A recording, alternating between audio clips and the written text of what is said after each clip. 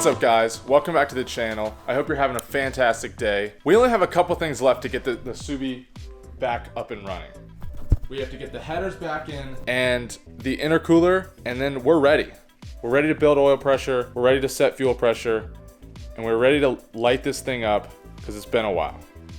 Now, in order to get these headers back in, I believe we're gonna have to cut a little bit out of the H-frame down there, which is kind of hard to see, but it's this piece right here, this metal lip right here. We're gonna have to cut a little bit out in order to clear these awesome Killer Bee headers. Test fit them a couple times and tried to make it work, but in order to get them to work, I'm gonna have to, get the Dremel out or an angle grinder and cut just a little bit, like 3 inches of that H-frame out. It's a common issue on these earlier GD chassis. I don't know why they're designed that way, but they are, so that's what we have to do.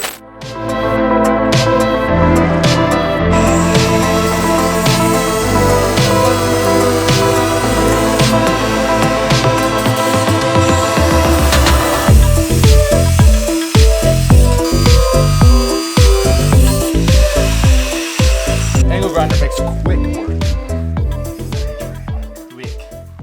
work. And just like that, the headers are on. What I want to do next is get the AOS, finished up, get all these hoses routed. I got the bracket into place, and I also secured this down because this was moving around before. Then I'll route the O2 sensor and then move on from there. So it's the next day, and yesterday I went through it and I just grinded and I got a bunch of stuff done. I got the AOS downpipe in, the intake box in. Of course you guys saw I got the headers finished up and the up pipe back in, and I got basically everything back in other than the intercooler. So the intercooler and bypass valve and the boost control solenoid are the only things we need left in order to get this thing running.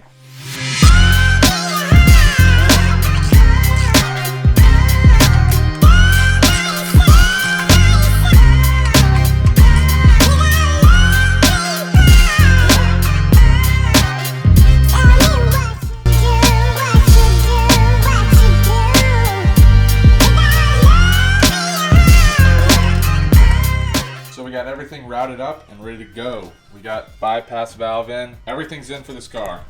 We have no more parts left. All we have left is fluids. We got to get the oil filter on, but I'm not going to get that on until I build oil pressure. And we're ready to start.